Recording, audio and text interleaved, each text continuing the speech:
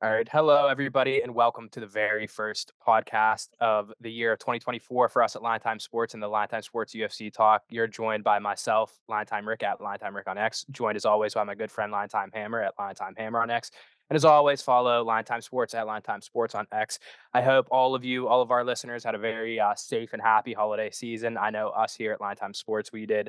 Uh, you'll recognize we didn't have a podcast episode last week. Again, we were celebrating with friends and family. I hope you were all lucky enough to do the same. And of course, for all of our fight fans, you'll realize that as with every other year, the UFC is having their little layoffs that they have over the holiday season. We haven't had fights in about 2 weeks or so. Thankfully, they'll pick back up in action next week. We got our Magomed Ankalaev and Johnny Walker rematch that was stopped kind of abruptly the first time around. And the week after that, we get a pretty good pay-per-view. UFC 297 with Sean Strickland and Dricus Du Plessis. We got Rockwell Pennington and Maria Bueno Silva for the vacant belt. So fights are picking back up next week. In this episode, we're just kind of talk about year in review, talk about some of our favorite and maybe least favorite things from the year of 2023 in the world of fighting. And I guess we'll get right into it. And we'll kind of talk about maybe what we think was our best fight of the year. For myself, I'm going to have to go with Alexander Volkanovski and Islam Makhachev round number one, baby. I mean, their first fight through, it went the full 5 rounds. Uh, did I disagree with the decision? Probably. I think that Alexander Volkanovski might have edged him out a little bit on that one. Obviously, Islam Makhachev got the win in that one. And again, they obviously did the rematch, and Islam knocked him out in the first round, which was one of the more shocking things of the year. Again, I mean, he hit him with that head kick. It was pretty incredible, honestly. But man, that first fight around, it just had everything you wanted. It had, I mean, Volk kind of holding his own on the ground with Islam, which I personally I didn't think we would see that.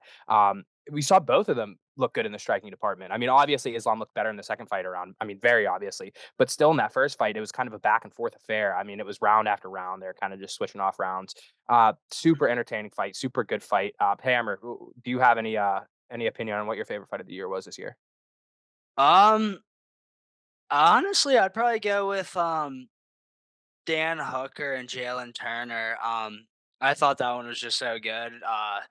It kind of sucks. It was only 3 rounds, but yeah, Jalen Turner started off really good in the first round, kind of picking him apart, hitting him with some big shots, and then like midway through the second, Hooker pretty much took over, and he kind of just like made him fade in the second, third rounds. But I like that matchup a lot just because stylistically it was cool seeing two long, rangy strikers go at it. I just thought it was really good, and it was a great win for Hooker because I think he was a pretty big underdog, if I'm not mistaken, in that fight. I think he was pretty big, and he got that one done. So I'd love to see that rematch happen in 2024. I know Jalen Turner's called for it before, and Dan Hooker isn't as keen on it because Jalen Turner missed weight that first time around, but I'd still love to see that one get ran back at some point. Yeah, and kind of speaking on, just reviewing of 2023, Jalen Turner had a pretty good 2023. Again, that he had that loss against Dan Hooker, but I mean, it was a pretty good loss. He looked really good in that fight, and then he came out and he had a huge knockout over Bobby Green, where I mean, he was the favorite, but I don't think that many people expected the fight to go that way. I mean, he Yeah. completely put him out cold. It was a little bit of the Jalen Turner that I thought that we would have seen maybe a year or two ago, where he could really start to make his rise in that division. Like you said, long, rangy striker.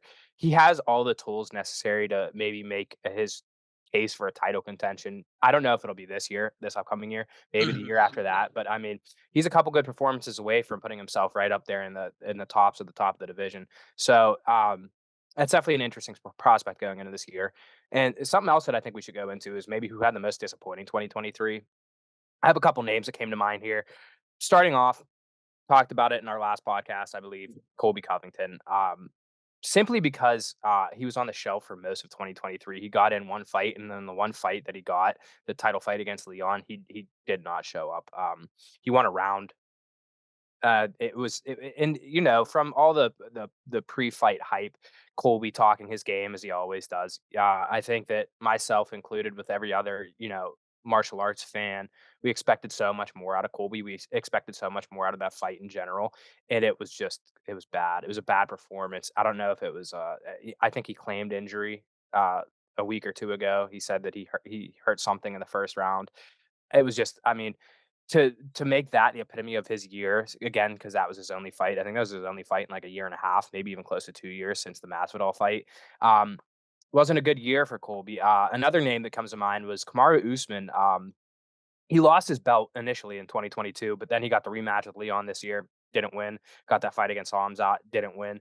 And it was just it's not necessarily a bad year for the average bear, but for being Kamaru Usman, who was maybe number one pound for pound last year at this time, it's not a great year, it's the highest of the highs to going back to the life of an everyday kind of fighter and having to deal through adversity.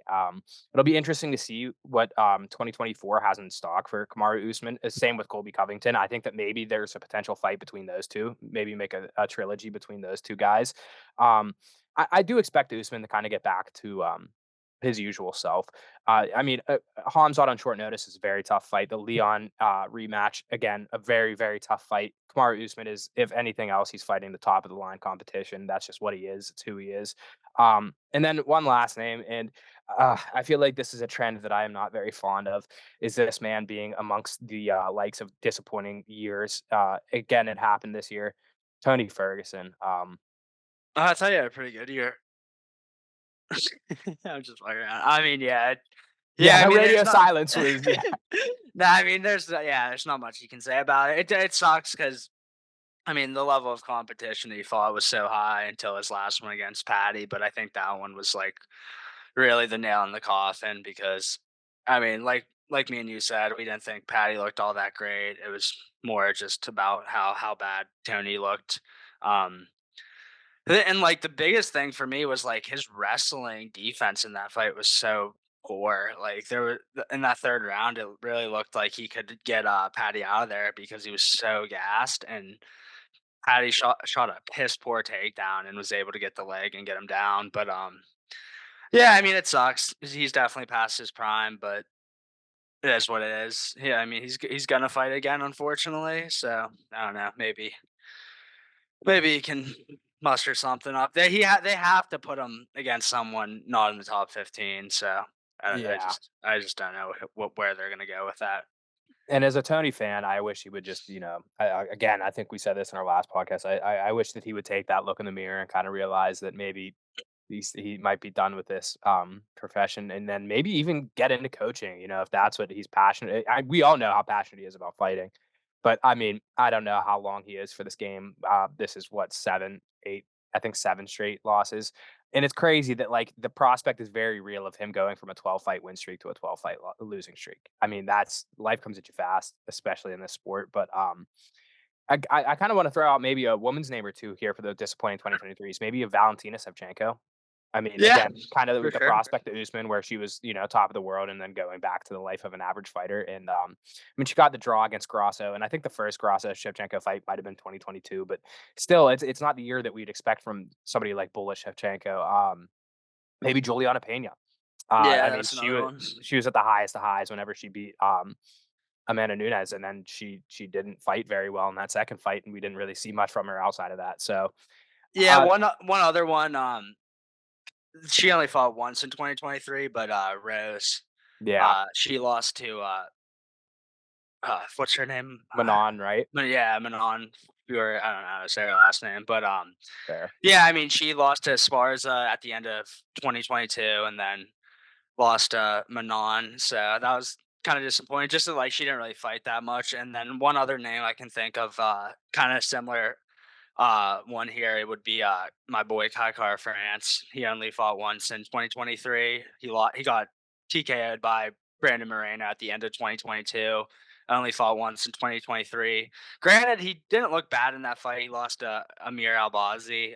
It was a split decision loss that I actually did think he edged out, but I kind of expected him to win that fight decisively. So that's one that I would say is a little bit of a disappointing loss for him. But yeah, I think we covered most of them. Yeah, and I will say, I don't have it jotted down here in my notes or anything, but I saw when I was doing my research a lot of people talking about maybe what the biggest, and I'll do the air quotes and I'll just let it be known I'm doing air quotes, robbery of the year this was, and I saw a lot of people saying that Amir Albazi versus Kai Kara France is kind of at the top of their lists, which Yeah, that's pretty fair. I definitely thought he won the fight. No, it's another one where it's like, I don't know if I'd like say robbery, but like it's just tough leaving it in the hands of the judges. Like I definitely thought he won. I would have been interested to see like what he closed at. He could have been one that he closed at like minus 300, minus 350, and then they go the other way there. I'm pretty sure I had money on him, and I think it was around there. So Yeah, that's kind of why I didn't like bring up that topic in our notes today because again, we've let our opinion be known on the opinion of robberies in the sport. I think it's a very gray area. I don't like the notion of robbery. I think that leaving it to the judges in the first hand. I mean, sometimes at one point or another, you kind of need to know like you're going to get what you're going to get. You shouldn't leave it in the hands of the judges. If you can do everything you can to get a finish, you shouldn't be fighting for a decision on a scorecard because again, we've seen way too many times the wrong person or the so-called wrong person wins the fight. Um, so it's just something that I kind of wanted to stay away from when talking about the year-end review. But here's one that a little bit of a brighter subject. Who had the most surprising year this year? Um, for me, I think it might be Sean Strickland. I mean, that's kind of the popular pick, I feel, but Sean Strickland went from a guy who, when he got knocked out from by Alex Pereira, I kind of thought, okay, well, he doesn't really fit in the likes of the top of this division. We kind of that's Mhm. kind of what I expected him when he fights the guys that should be in the top five. But then he gets his fight with Israel Adesanya, and he was what a minus or a plus 1,000 favorite or underdog almost. Yeah, he I was think like plus 650, plus 700, but yeah, like the what known he was one of the yeah. biggest underdog title fight winners of all time. Yeah, he absolutely and it wasn't even like a last second knockout. It wasn't like oh my goodness, he came back from the depths of hell and did this. I mean, he really I think dominated that fight. yeah, I think he won. I don't know what the judges did, but like just from like my memory, I'm pretty sure he won every round. Maybe Yeah. as he If it maybe wasn't maybe every round, Izzy might have gotten one. And yeah, like I think yeah, in that fight too, like Strickland knocked him down in either the first or second round, and after that, Izzy just never recovered. He just kind of was on his back foot. Strickland was just kind of walking him down in that shell guard he likes to do, and like it was just kind of surprising that Izzy stayed on the back. Like he does do that where he's on the back foot, but he's such a good counter striker off it. Just the way is Sean's guard is that kind of Philly shell MMA guard. He just really never could find success, and I think it was just throwing him the whole fight.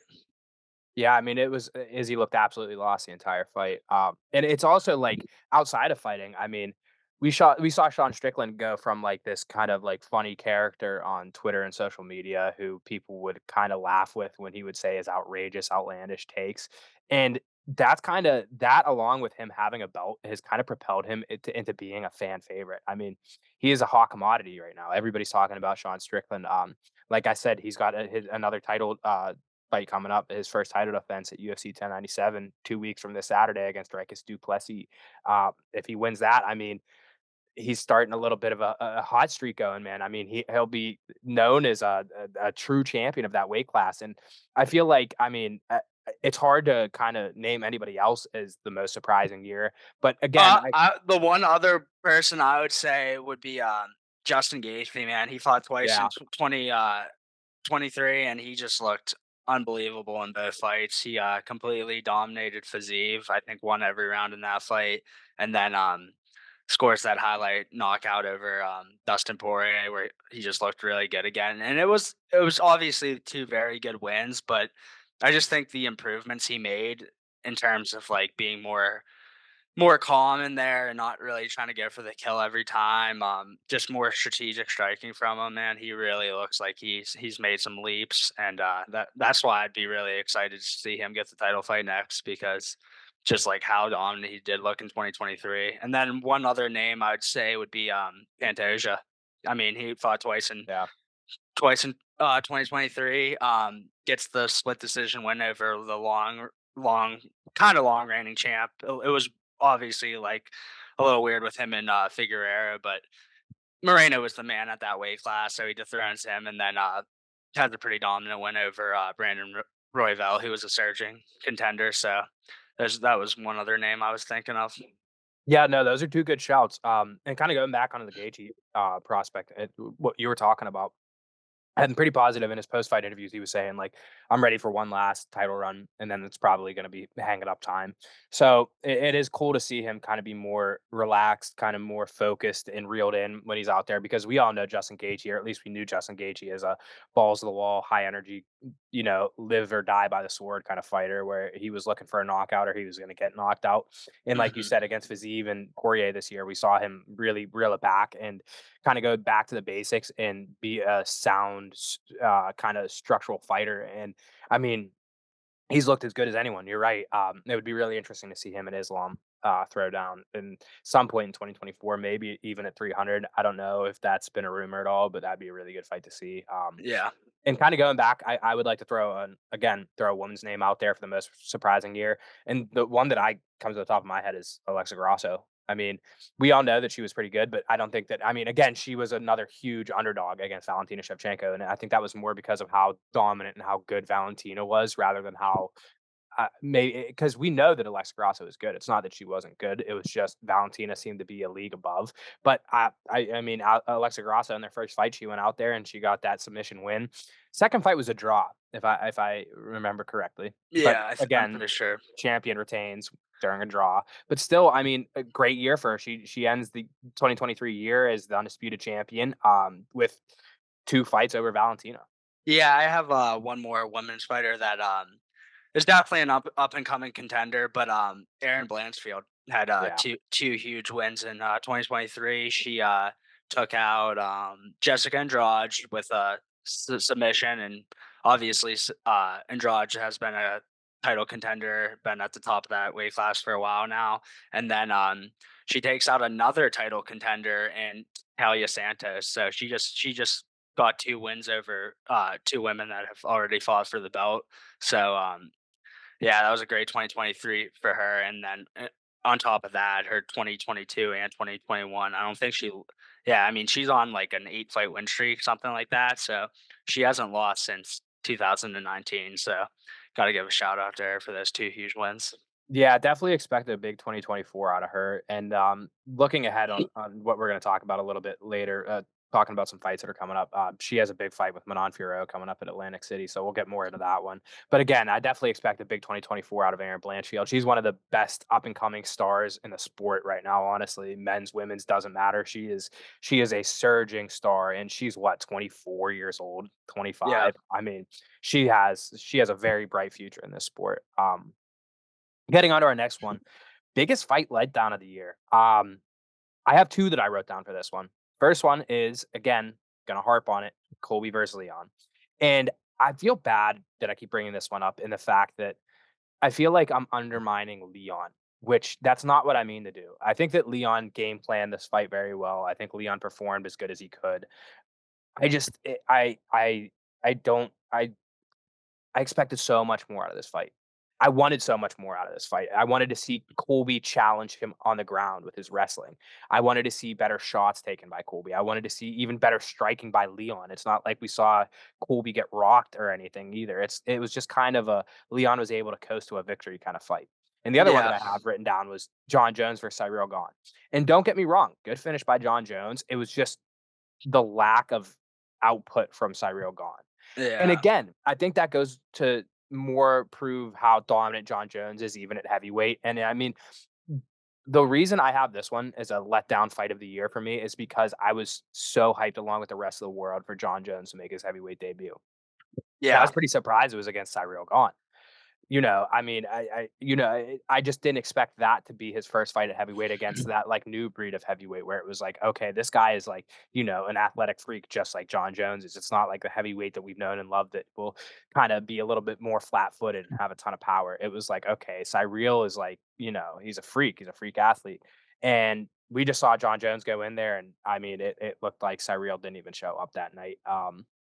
It was just a little bit of a letdown. I wanted more out of that fight. How about you? You got any thoughts on this one? Um Biggest letdowns. I mean, those are two pretty good ones. Most of like the marquee matchups, I feel like were pretty solid. I think you hit the nail on the head with that.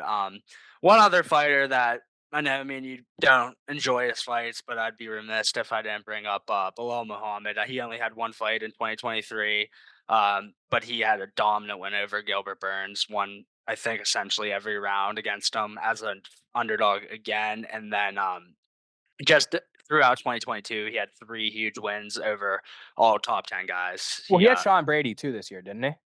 That was actually in 2022, so Wow, that's what I mean. that long ago. It seemed like it was, it seemed like yeah, that's the thing. So, yeah, he has had wins over Luque, Sean Brady, Gilbert Burns. Those are 3 huge wins, and, taking Sean Brady's, taking giving him his first loss, I thought that was pretty impressive. I know it was in 2022, but, I had to bring up Bilal Muhammad too. But honestly, I think you nailed it with the biggest letdowns in terms of like what we expected for those fights. Like and yeah, I agree. It like it's not to undermine Leon because he had a good game plan and he did exactly what he needed to do. I just with how much shit talk was going on in that fight, how much Colby was talking, it just felt lackluster. And then yeah, the Gone Jones thing, I thought it would get a little longer, but I think the UFC kind of knew that matchup favored John Jones in terms of in terms of the wrestling and his submission game. I think they kind of knew John Jones would be heavy, grapple heavy in that fight, not really give Cyril Gone any real life to kind of do what he does and stay on the outside and kind of pick you apart. But yeah, I think those were two good ones for letdowns. I don't really have anything else there. I think that now that I was sitting here and thinking about it, the one other one that kind of comes to my mind, and I think this was 2023. Very certain. Sandhagen and Cheeto. You do that has to be. I feel like that was like yeah, I think that is. It I, c- was it was just I can fact check you, but I'm pretty sure it was. that fight was just another one of those, I wanted to see a big striking war between the two of them. Okay, it was 2023. Okay. Yeah, it And was. it was just I wanted to see a war between those two guys. They're both so big for their division, their weight class. I thought that it was going to be a stand up, almost a kickboxing match. And Sandhagen, what, broke his hand, I believe, or Yeah, he had some kind of injury. he tore something in his elbow, I believe. Okay, so that and that's fair enough. He did what he had to do to get out of there with a victory. It's just he laid on Cheeto for like 5 rounds. That's the last thing that Yeah, I expect out of Sandhagen. yeah. I mean, the first couple rounds, he was kind of picking them apart, but then you could tell there was something going on there, and that was just weird because like I mean, we've really never seen Sandhagen grapple to that extent. Like Exactly. he's showed some good takedown defense in the past, some good offensive like triangles and armbar attempts off his back. But yeah, he did that. Yeah, that's the thing. He didn't do much with the takedowns, but he didn't really need to. He was outstriking Cheeto. There was a couple times in that fight that Cheeto was starting to land some decent shots on the feet, but yeah, I just would attribute that more to Cheetah, man. Like he did not push the pace in that fight at all. He was content kind of to sit back and wait for his kill shot, kind of how he does a lot. That's kind of how he fights. He drops rounds early and then kind of banks on someone to start gassing, and then that's where he really hurts you because he's so durable and he does have some power, but yeah, that was kind of a letdown. I know we already talked about this, but yeah, Peter Yan, he only had one fight in 2023, but getting absolutely demolished by Marab, didn't Yeah. have any life in that fight, and obviously the losses to Aljo and Sean O'Malley that were very close, but that was all in 2022. But yeah, that was kind of that's a good one though for a letdown, to be honest. Peter Yan and Marab. Marab. I'm like, As a Yawn fan for sure. well, yeah, I mean, and Marab, don't get me wrong, like Marab looked amazing, and I don't want to take anything away from him, but he another one where he didn't do too much with the takedowns. It was just so dominant. Like I don't know how many times he took him down, but it has to be damn near. probably was like damn near close to 20 takedowns on in that fight. Yeah. Striking exchanges, like he was even getting a better of the striking exchanges, but they just still weren't as high powered as you would think with two guys like that. So yeah, that'd probably be another one. Marab and Peter Yan. I was pretty excited for that one. Yeah, that's one that I thought was gonna be a true war, and it just ended up being completely one-sided. Yep. Okay, I guess we'll move on to our next one before we take a little bit of a brief intermission here, and that's going to be best knockout of the year. Always a fun category. There's three that I have here. I couldn't pick my ultimate favorite just because it's a loaded question. Whereas like simply knockout, I think I would have a different answer. For the stakes, I would have a different answer. It's hard. So the three that I have are Josh Emmett over Bryce Mitchell, which is very recent, maybe a recency Hmm. bias, but that was a crazy knockout. Israel Adesanya over Alex Pereira, Oh, and sweet. Tom Aspinall versus Sergey Spivak. The So, two, those are all three really good ones. I mean, obviously, the Emmett versus Mitchell one, if you've seen it, you understand why I say that. It speaks for itself. It was ridiculous. I've never, not never, but I've rarely seen people convulse after a one punch knockout like that. I mean, it was disgusting. It was crazy. It was the power from Josh Emmett. We all knew he had it. I just didn't really expect something like that to land in that kind of fight where Mitchell was kind of leaning in, not even necessarily shooting, but kind of throwing a feint kind of thing, seeing kind of trying to enter, and Josh Emmett just sparked him right in the face. It was crazy. Izzy versus Pereira. This is where I get back to the kind of like the meaningful kind of thing is in like the stakes situation, championship fight. Izzy's coming back from getting that fifth round knockout against Pereira. He's trying to get his title back. And he's up against the ropes on the cage. I thought Izzy was about to get knocked out, and then he hits him with what it was two left hooks kind of consecutively, and you just saw Pereira kind of go flat out on his back. It was nuts. The celebration was kind of crazy too, and then he taunted his child, which was something else. But anyway, and then you got Tom Aspinall and Sergey Spivak. This one's wild just because I thought if anything, the first round knockout, it was going to be Sergey Spivak knocking out Tom Aspinall in the first round. I mean, that's what we knew Sergey Spivak as, the Russian Francis Ngannou. Yeah. And yeah, I mean, Tom Aspinall got hit by him once, went, okay, I see that power and I respect it. Time for me to get him out of there. And that's exactly what he did. Yeah, 100%. So the three that come to mind for me are all come by either a leg or a knee. I'm gonna go Justin Gaethje and Poirier as probably my favorite personally. Just the way he set it up. Kind of went with the 1-2. Was seeing that Dustin was ducking his head to that one side, and then finally goes up top with it. Then unfortunately for us, Volkanovski when he got knocked out by Islam, and not Yeah. very similar, where he kind of was kind of got a read on him, the which way he ducks his head. No, Hmm. very similar knockout with that high kick, the power high kick, and then the third one I'd say was the Edson Barboza knee over Billy Q. Man, that one was absolutely brutal, and just a huge win for Edson Barboza being a pretty decently sized underdog in that fight. It was a good year for Just Edson. yeah, really good year for Edson. We didn't really talk about him, but huge win for him. Good year altogether. But yeah, that knee knockout was just absolutely brutal. Whenever you can throw a knee up the middle on someone, man, like not from clinch at all, like that is just that's really impressive to do, and just being able to time that and put someone's lights out. So those would be my three favorite, I'd say. Yeah, I like how you had three with the legs and knees. I had three with the fist. Yeah, It just goes to show it was a good year of knockouts. It really was. This is probably my favorite category to talk about year in review. If I had to pick one, I really don't know if I could. yeah, Uh, it's tough. I mean, they're all so good, man. I mean, I'd probably agree with you with Josh Emmett just because I won the bet on. No, I'm just kidding, but Yeah, no, but yeah, honestly, I mean, it was so memorable because we were watching it together and we freaked out. I mean, and obviously you guys don't know this because you don't have a camera in while we're watching the fights, but like legitimately 2 seconds before this fight hits, yeah. Hammer stands up, he goes, hit him in the face. Yeah, punch him, yeah. It was just the way that happened, and, just the walk off and like him screaming in his face, and the Yeah. fact that Bryce Mitchell is okay. Like I think that has to be number one. Well, Just so there's few brutal. things so satisfying like seeing the walk-off knockout where the fighter knows, "Okay, I don't need to follow up. I if I hit this person again, they might die." Like, Yeah, that's when you know you got a good knockout when they see it right in front of their face. They're like, "Okay, I shot this guy's lights off perfectly fine. I don't need to do anything else here." 100%.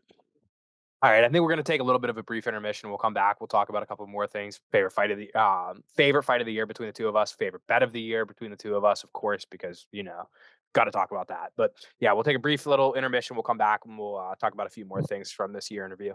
All right, we're back at it, and we're gonna get going with a favorite fight of the year. And yes, this is different from best fight of the year. We already had the talk, me and Admin Oscar. This is different. We promise, because my favorite fight of the year, it's we were just talking about him, Edson Barbosa versus Sadiq Youssef.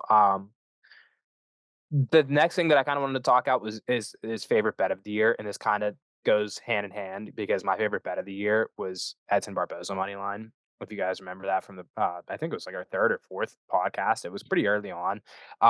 He was like a plus 180 underdog. I love Edson Barbosa.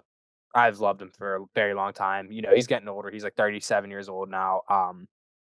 Sadiq Youssef was kind of up and coming. He was surging a little bit, and Edson Barbosa, he just has some of the best striking that I my favorite style of striking. He reminds me of Charles Oliveira. I mean, to Hmm. to, to kind of throw somebody from the mainstream, and he lost the first round, Edson Barbosa, and then you just saw him hit this second win, and it was beautiful. He kind of dominated the fight throughout. He had a spinning back kick. It was disgusting.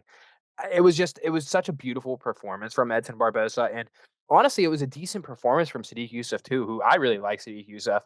When this fight was happening, we talked about him a little bit, how he does his fight predictions sometimes, and kind of tries to pronounce people's names like our friend the Hammer does just as well.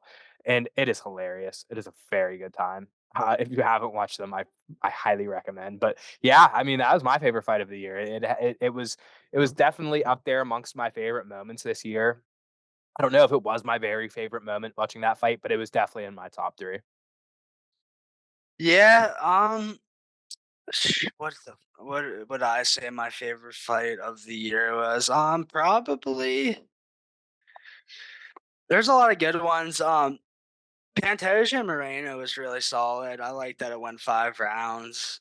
I thought that was a really good stylistic fight. So that's definitely up there. I think one that I have to. It's tough. It's either that one or maybe Jamal Hill and Glover.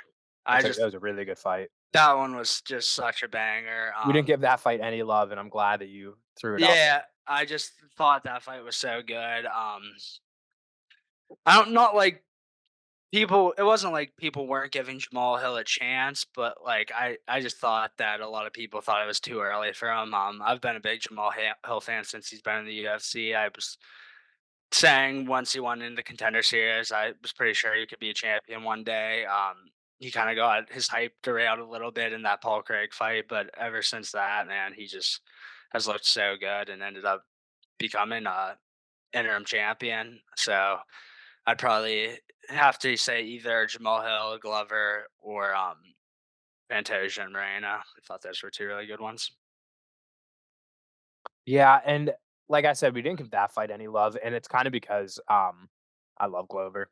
Glover's Yeah, just an he's the icon, a man. legend. So it kind of sucks seeing him get beat up on because I mean that was a crazy good performance from Jamal Hill, and that's crazy that you brought up Jamal Hill and Paul Craig. I just watched that finish not too long ago. That was crazy. That was very Yeah, violent. his arm was fucked up, It dude. was bad, and it was bad that the ref had no clue. He just let him get beat up for another 20 Yeah, seconds or like so. he stopped it because of Paul Craig was landing like really good elbows. Like it was a Yeah, TKO finish, but his arm was and his just arms like flopping yeah, around. his arm was dislocated for like a good minute, and I think everyone except the ref knew. Yeah, So it was disgusting. It was really disgusting. it's pretty impressive that Jamal Hill like continued to fight with that, didn't tap from that, and just kind of went out on his shield. But Yeah, yeah, it he's was got pretty that great. dog in him, man. He But does. So, like I said, the last kind of little subsection here was favorite bet of the year. I already said mine was Barbosa money line. That was like a plus 180 hit. That got us up a little bit. What was yours, Hammer? What's your favorite bet this year? Probably would go Josh Emmett. Pretty sure I gave him out a plus 164. Yep. And then I already bet him closer to the fight. He was like damn near like plus 200. I think I got him at plus 195. He actually might have closed at like plus 200, which kind of made me nervous. I was like, why are people hammering Bryce Mitchell? But especially on short notice. But either Bryce Mitchell or Johns was another really good one where he was like a plus like 155 or something. Just like another one. I like that one a lot because it wasn't just like a knockout. I'm pretty sure he won every single round in that fight against Daniel Argueta. I'm pretty sure his name is, but yeah, I just like that one a lot because I didn't think Argueta was very good, and I was surprised that he was such a big favorite in the UFC. Miles Johns was coming off a really long layoff, but um, he just has showed me so much more in the UFC, being kind of a veteran in the UFC and in Bellator. Like he's been in a lot of big fights, if you will. Like just have fought a lot higher level opponents. So those were probably my two favorite of the year. Yeah, it was a pretty solid betting year for the boys over here at Line Time. Do we have a total unit count for this year? We do. Final record through 2023. Keep in mind, it started in what was that, September? Yep. Yeah, 11 and 10 record wise, and up 3.92 units. damn, Yeah. just couldn't get to the four. Yeah, just Painful. shy of that. But I mean, in terms of you guys give out 2 picks a week for a couple months. Like, look, you're Yeah, up almost 4 units. Like, yeah, we'll roll that into 2024. Yeah, can we set a goal maybe right now, kind of off the hook, just out of nowhere? What's our goal for the betting at least for this year? Stay I above 500 record, get to nah, double digit units. it's all about the units. The record really isn't. Obviously, we need to at least Have a say, decent record, yeah. yeah, try to stay a little above 500, hopefully. But I'd say good goal to set. We have 3.9.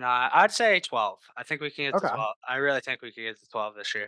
I Yeah. like that. Might It's a good goal. I'll hold you guys to that. I'm gonna Okay. even we might even get crazy and maybe like do our best bets like we usually do, but then do like some parlays, like I was gonna say, yeah. add that on, and then we'll say how many units we'll put on the parlay separately. So maybe we'll do like a quarter two where we do like try to get like a plus 1,000 parlay winner, maybe put like 2.5 unit, not 2.5 units, like 0.25 units on it or something.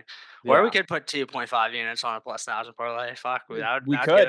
it. Probably shouldn't if we gotta Nah, get to but 12 units, Roll the but we dice, could. dude. We could. nah, but yeah, we'll mess around with a little bit of parlays and try to bring the units up that way.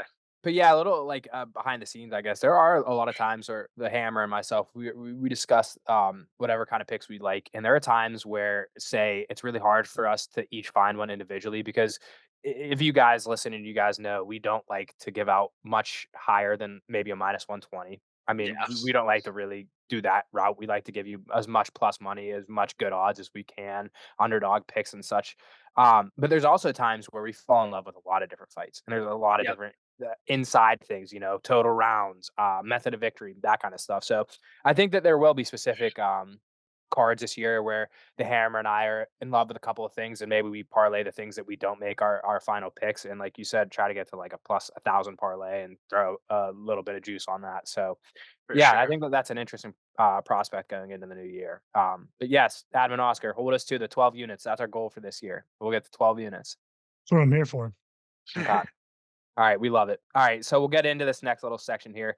We're going to talk about the top 5 pound for pound, and we'll start with the rankings from 2023, the start of 2023, and the start of this year, 2024. Maybe we'll kind of talking and maybe seeing if it will look similar at the beginning of next year. Starting in 2023, it looked like number one Alexander Volkanovski, two Islam Makhachev, 3, Leon Edwards, 4, Kamaru Usman, and 5, Francis Ngannou. Um, the odd man out is obviously the person that is no longer in the UFC. Going to 2024, we got number 1, Islam Makhachev, number 2, John Jones, number 3, Alexander Volkanovski, number 4, Leon Edwards, and number 5, Alex Pereira. Obviously, there's a little bit of a shift. Kind of similar names though. The two new ones being John Jones and Alex Pereira, where John Jones is a little bit of an outlier because even in 2023, you know if truth were to be told, he would probably be in the top 3 still, even though he wasn't fighting. I mean, I would argue that personally, I might have John Jones at number 1 right now, considering he's never lost a fight ever.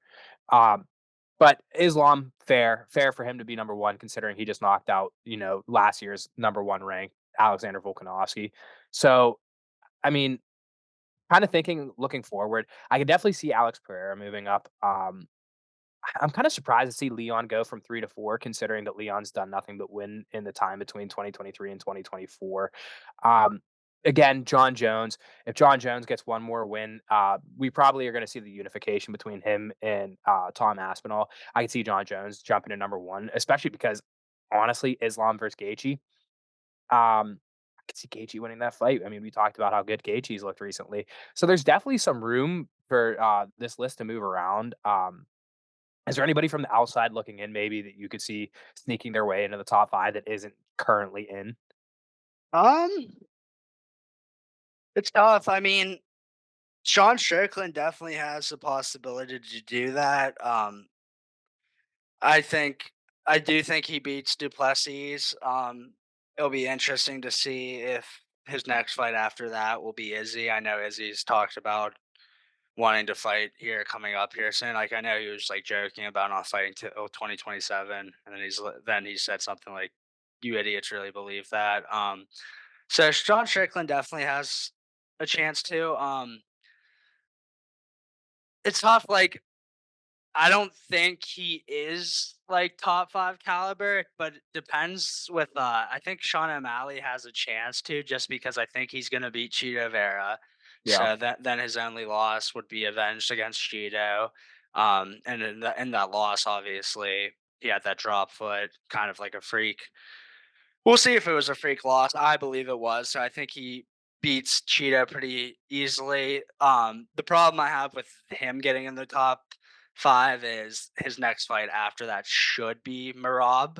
Yeah. And I think that's stylistically a really bad fight for him. But it'll be interesting because I do think Henry Cejudo and Marab are gonna fight here next. So if Cejudo does find a way to beat Marab, which he definitely has a chance with his wrestling background. Um, I think that's a better stylistic fight for Henry or Do for you Sean Strickland or not Sean O'Malley than fighting like I think he has a better Sean O'Malley has a better chance to beat Cejudo than he Cejudo?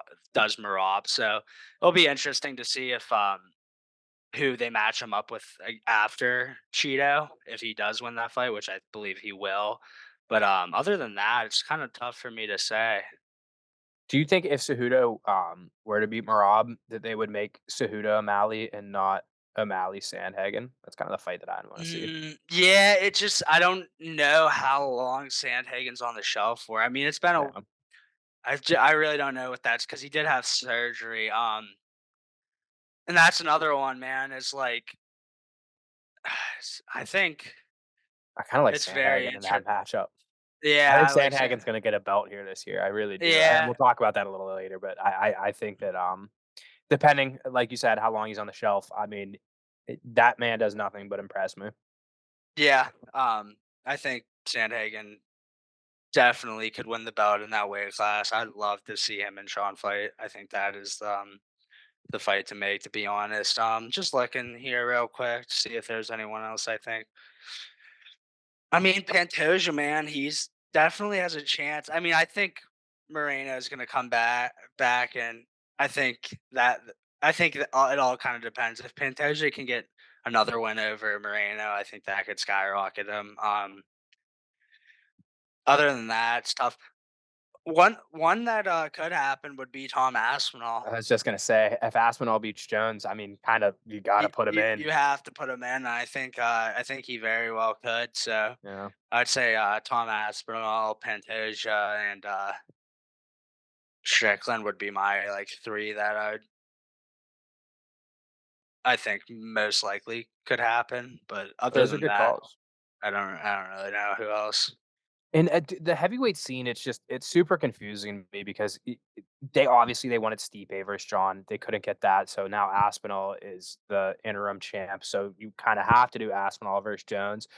I know that it was rumored that Alex Pereira might be moving up to heavyweight for 300 to fight Aspinall for the interim belt. I think that those rumors got shut down. I don't think that that's going to happen. That Hmm. would just be that'd be chaos. I don't know. I wouldn't even know what to make out of that. But I think that those are some good shouts.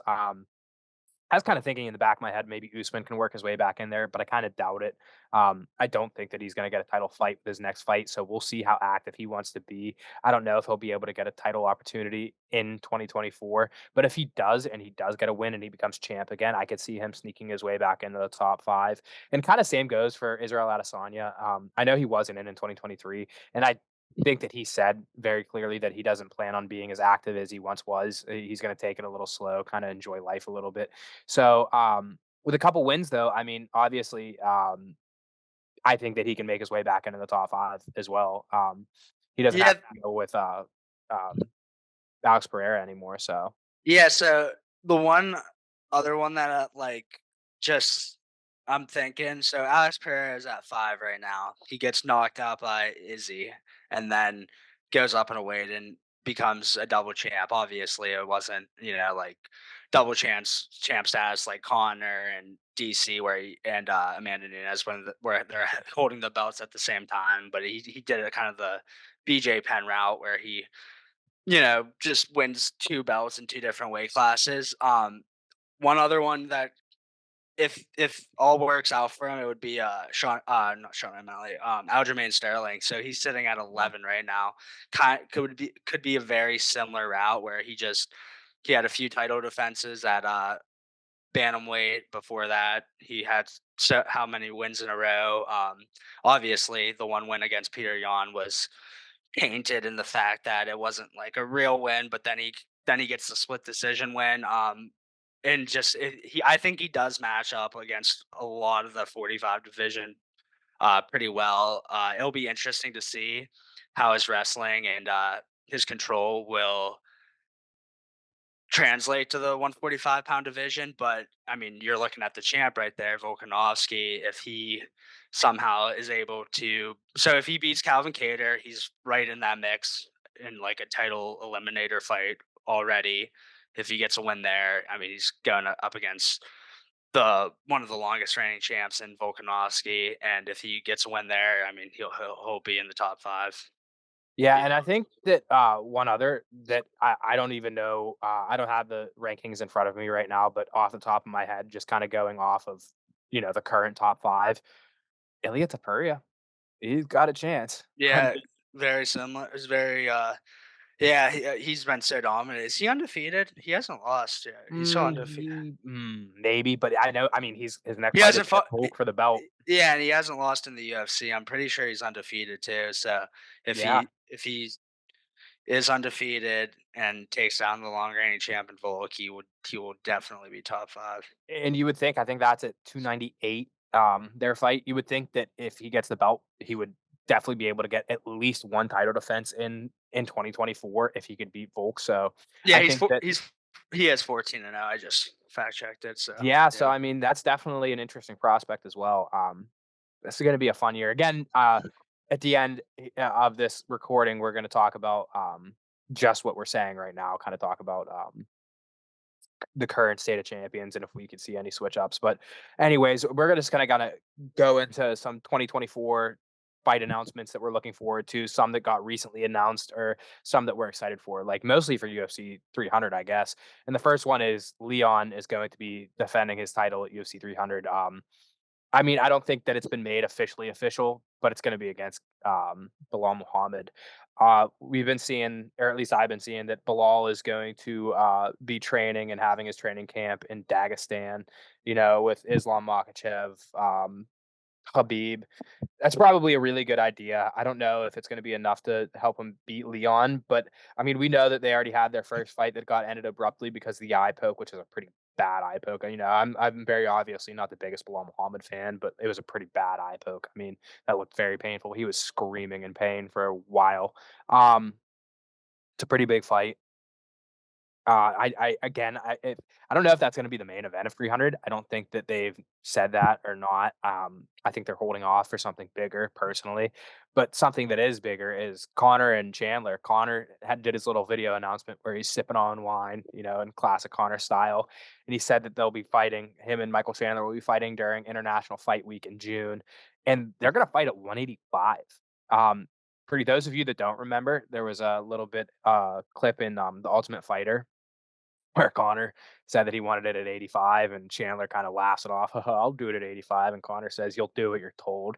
And Chandler looked all pissed off. It's hilarious. But he wasn't lying. They're going to do it at 185. Okay, so I definitely could see it, but now that I'm more like, so I got like an ESPN notification or something like Connor's back. He'll fight Chandler at 185, but the UFC hasn't announced that yet. So Yeah. the more I'm thinking about it, like that was like That's a Connor's. Connor thing. That's Yeah. Connor's like own little announcement, and Connor doesn't always tell the truth. So it's like Very true. I could see it happening. Obviously, Connor got really big after surgery. He was looking like he was walking around damn near 200. He does look a little smaller now. Obviously, he's back in the pool, so he can't take anything that's on the USADA banned list.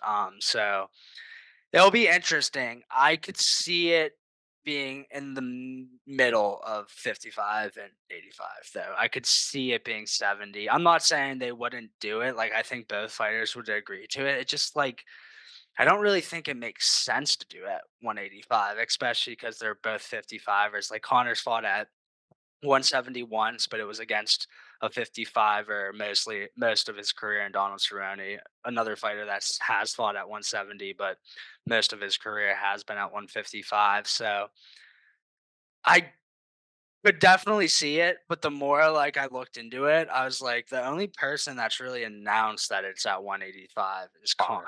Connor, and Chandler hasn't like refuted that claim at all, and like Yeah. Chandler's pretty vocal on Twitter and stuff, so it will be I would be very interested to see if it is at 155 or it's at 170. I don't think it's going to be at 50. I don't think it will be at. All right, so yeah, I'll be interested to see if it's at 185 or 170. I don't think it will be at 55. I agree. Both fighters cut a decent amount of weight to make that limit. Chandler's a pretty sizable 55er, and then Connor obviously was a 145er at one point, but there's no way he would ever make that weight class again.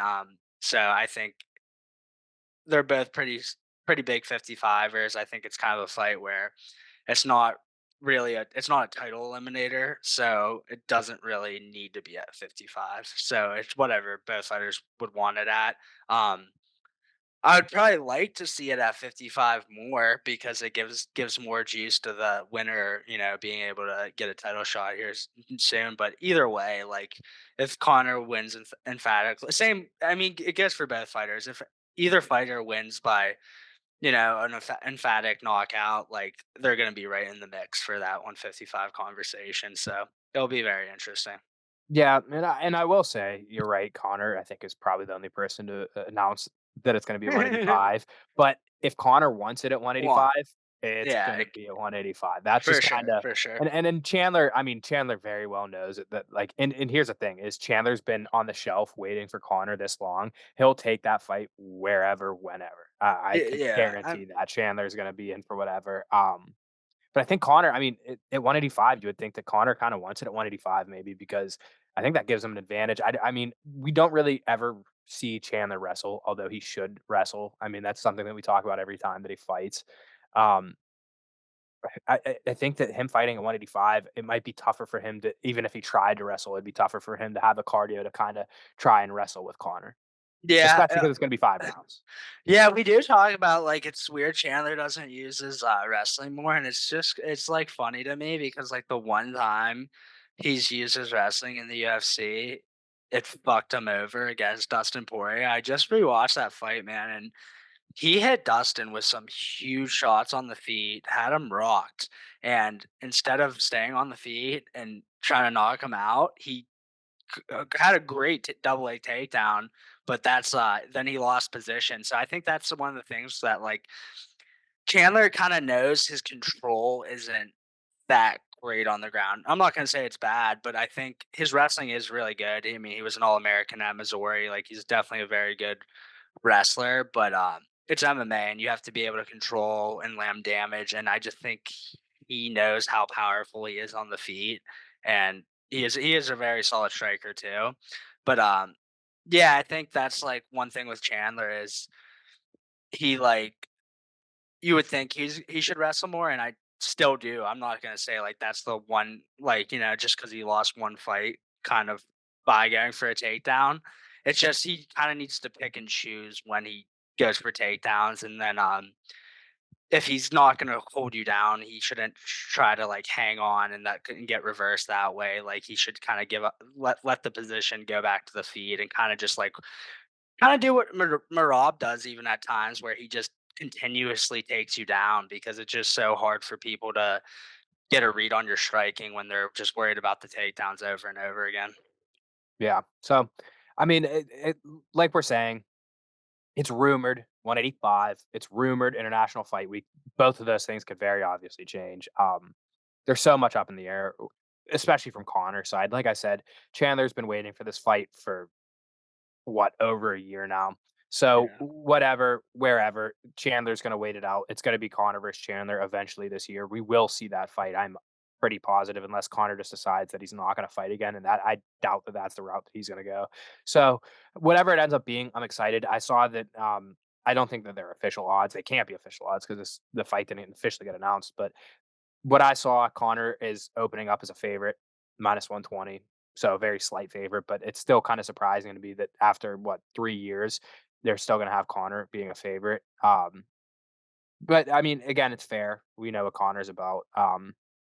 Moving on from that fight, there's some other UFC 300 fights that did get announced. We got Bo Nickel versus Cody Brundage. Bo Nickel again over a -1000 favorite from what I've seen. I'm pu- Do you, I'm I'm putting a rack on Bo Nickel in hopes that Cody Brown Cody Brundage pulls off the upset. I would love you for that because I don't want to see Bo Nickel win. no, I'm It's not gonna happen. No, I mean, I'm kidding. Like, I'm just not a huge Ben Nickel fan. I've Me never really neither. liked him. When he was at Penn State, wrestling wise, was never a fan of him. Even though he's one of the greatest college wrestlers of all time, I just never. A lot of those Penn State guys, I'm not the biggest fans of. They're pretty cocky for good reason. I mean, they're the best team in the country, have been for the last like 6 years. But yeah, I mean, Brundage like has no chance essentially unless I put $1,000 on Bare Nickel. So we'll see how It's that goes. fair. So That's if actually I a if very I if fair I way of do thinking. if I do bet a brack on Bo Nickel, I think Brundage's percentage from like a 2% chance goes up to like a 4% chance. So I don't know. Yeah. Like I'd like at this point, man, I just want to see Bo Nickel get a little higher level opponent. Like I want to Right. see if he is the real deal because his striking in his last fight was looked really good. Granted, it was against a guy making his UFC debut, man, but he's at American Top Team, one of the best gyms in the world.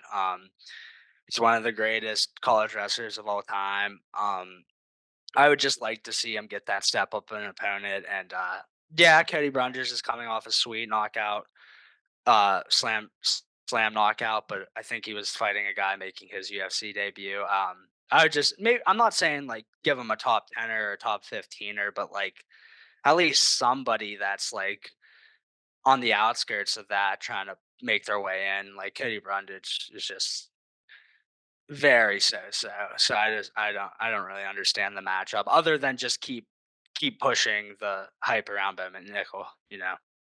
Yeah. So for the Bo nickel haters, if Hammer drops a rack on him, come back here and thank him if he loses. For the Bo nickel lovers, if this happens, you know where to find us.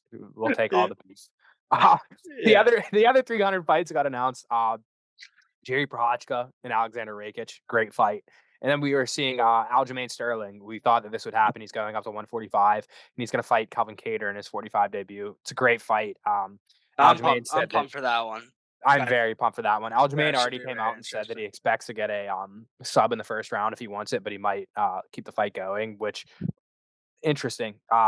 We'll see. We'll see how he likes Calvin Kattar's power because I mean, Calvin Kattar at 145 is nothing to scoff at. That man has a lot of power in his hands. Um, He's his boxing is just so technical and so good. He has such a good jab. Yeah, that's like pretty much one of the hardest debuts you could have going up. Obviously, other than like a Volkanovski or Topuria, but he's fighting someone right in that top 5 range, and Calvin Kattar, who's a big 145 or two. Yeah, So so it's an interesting fight. We're gonna see so many more UFC 300 fights get announced in the next couple of weeks. So as they get announced, we'll talk about them on our upcoming podcast. Of course, we'll talk about what we think about them. But two more fights, just real quick. That one got announced today and one got announced a week or two ago. That I just wanted to throw out there. We got Brendan Allen versus Marvin Vettori. They're gonna have a main event in April. Great fight. Step up for Marvin or for Brendan Allen, and it's going to be good to see Marvin Vettori back out there after the Jitter Cannonier fight where his iron chin was on display. Wasn't the greatest showing, but I mean his chin was again exactly what we know of Marvin Vettori. And then we got, like we mentioned a little bit earlier, we got Manon Fiorot and Aaron Blanchfield. They're going to be in Atlantic City. I've heard that it's going to be a main event. I'm not positive. I don't think that it's been confirmed nor denied. It's a big fight though. Regardless, it could very well be a number one contender fight. Um, so definitely some interesting fights already coming ahead in 2024. A lot to look forward to. And I guess the last question that I want to leave us off with this week is going to be: do we think the champions are going to look the same at the end of 2024? I'm just going to list through our current champions, and maybe you give me one or two, maybe even three that you think could look different by the end of this year. So we got Zhang Wei Li, Alexa Grasso, the vacant bantamweight title, which will be settled at UFC 297, 2 weeks from the Saturday against Raquel Pennington and Myra Buena Silva. And then we got Alexander Pantoja, Sean O'Malley, Alexander Volkanovski, Islam Makhachev, Leon Edwards, Sean Strickland, Alex Pereira, and you got the John Jones and Tom Aspinall being the interim. So do you have one, two, maybe three people that you think are not going to be the champion or who takes the belt from them? I think Leon probably will remain champion. I think Kazmat is kind of going to stay at 185, so I think that gives Leon a pretty good chance to become champion or stay champion through 2024. I think honestly the main one would be Sean O'Malley. I think whether if he fights 2 matchups, I think that look really bad for him would be not really bad. Like I don't think Sandhagen's like a really bad matchup. I think Sandhagen would win that. Like I think it's gonna be close, but I think Sandhagen has a really good chance to beat him and Marab. So I'd say O'Malley. I think is probably gonna lose his belt. Pantoja's tough, man, because other than Moreno, I think he would remain champion, but you would have to think that Moreno is gonna get a title fight against him in 2024. So I'd say off the top of my head, Moreno or Pantoja probably, Sean O'Malley. I want to see someone beat Volk, but I don't know. I don't think Topuria is going to do it, even though I think he does have the best chance in a while. Out of anyone he's fought in a long time at 45 to beat him. But I think Volkanovski probably stays. I think Islam probably stays, unfortunately. Even though I think Gaethje does have a pretty solid chance to beat him, I don't think Charles will beat him if they fight again. Um, so yeah, I'd say the main two I was thinking would be those two, and then I kind of think Strickland is going to lose at one point in 2024. But those were the three I'm thinking. Yeah, and I'm just gonna kind of go through the list again. I think John Whaley, I think she'll retain. I think she'll be the champ at the end of this year. I think she's just a little too good. I do think that the winner of Manon and Blanchfield will be the champ over Grasso. Mm. I think that they will beat Grasso. I think that even Shevchenko might be the champ in that weight class. So Yeah, I I can think see that that. I don't think that Grasso will be the champ at the end of this year. For the vacant bantamweight, I think Myra Buena Silva is going to beat Raquel Pennington, and it's either going to be Buena Silva or it's going to be Juliana Pena at the Yep. end of the year. Yeah, I think it's going to be Brandon Moreno instead of Pantoja. I think that it's going to be Marab or Sandhagen over O'Malley. I'm going to go with my heart and say that Volk is still going to be the champion, although I have a bad feeling that it's going to be Ilya Tapuria. Yeah. I'm going to go with my heart and say that it'll be Volk. I'm going to go out on a limb, and this is kind of being a hater. I'll say that Justin Gaethje is the champion over Islam Makhachev. Oh, pray he is. That would be very fun. I'll agree. Leon will stay at 170. I'll go Hamzat at 85. I think that his time's coming. Or you know what? I'll go Hamzat or I'll go Shavkat. Yep. I'll say Or one of those two. so Shavkat at 170. So you think Leon might? Oh yeah, I guess so. I Right. guess yeah, you're right. Yeah, honestly, I did say Leon, but I always forget about Shavkat. I do I think always think Leon. he's up at 185 just because he's so big. Yeah, I mean, I think Leon's gonna beat Bilal, even though I think it might be closer than Agreed. some people think. But I think Shavkat has a real shot to beat him at 170. Now that we mention it. I think that even if Bilal beats Leon, Shavkat, that might be an easier fight for Shavkat. Yeah. Like, and that would be the fight. But so yeah, I don't think Strickland will be. I think Leon has a decent chance, but maybe Shavkat. I think Pereira will stay at 205, and wow, this is hard heavyweight. I think John Jones is going to beat Aspinall, but I think he's going to retire. So I think that the champ will be Aspinall or Stipe. Yeah, it's tough. Yeah, I don't know with Aspinall. I think he has a good shot to beat John Jones, but I don't know. It's that fight's very interesting to me. It's like I, tough. It's like tough because it's like who is the who like it's tough to say because like both of them won interim belts. So it's like yeah, I wanted to say John Jones possibly, but it's like I don't I just really. think he's got one more fight, so technically he won't be, but he will be in the same sense. For sure, for sure. All right, well, I think that's going to do it for our very first episode of the new year of 2024. As always, it was a pleasure. Next week, finally, we get some fights back, and we can talk about some build-ups to some fights. We can talk about Magomed Ankalaev and Johnny Walker. We can talk about why Magomed Ankalaev is going to win. But Hammer, I appreciate you, my friend. Thanks for always making it interesting. I'll Uh, talk to you next week. Hell yeah, brother.